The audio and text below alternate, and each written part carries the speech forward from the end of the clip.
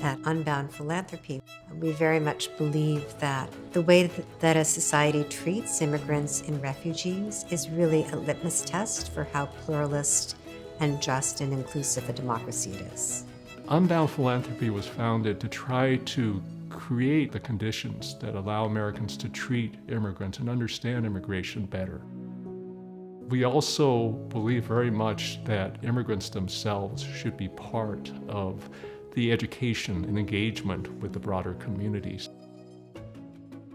To begin with, you have to have skin in the game. You need to be supporting people.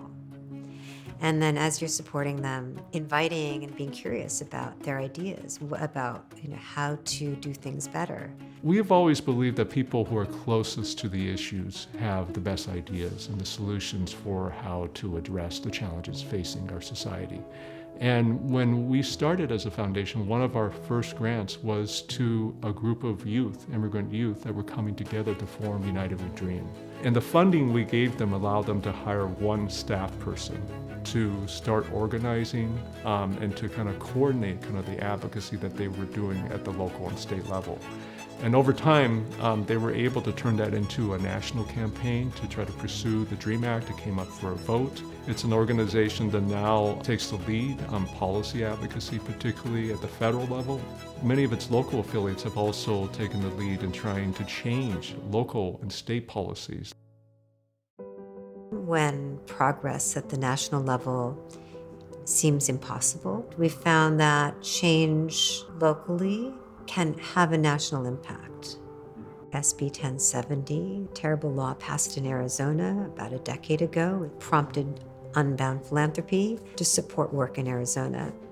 And that work over time has not only created really positive changes in Arizona, but also has had an impact on the national debate about immigration. I think the grassroots organizing, when it's done well, activates people. It activates supporters so that those who may not have been involved in kind of a campaign decide that they want to have that conversation at the dinner table. Ultimately, change comes through individual interactions. How somebody perceives immigrants or whether they support changing our immigration system, that happens on a one-to-one basis. And I think you can't make kind of broad systematic change unless there is ultimately some grassroots support for that. And I've always been very impressed by the work of CAA in being kind of a local organization that has always understood the national implications of its work. CAA is deep. I think you need depth. I think you need real relationship with non-English speaking immigrant communities.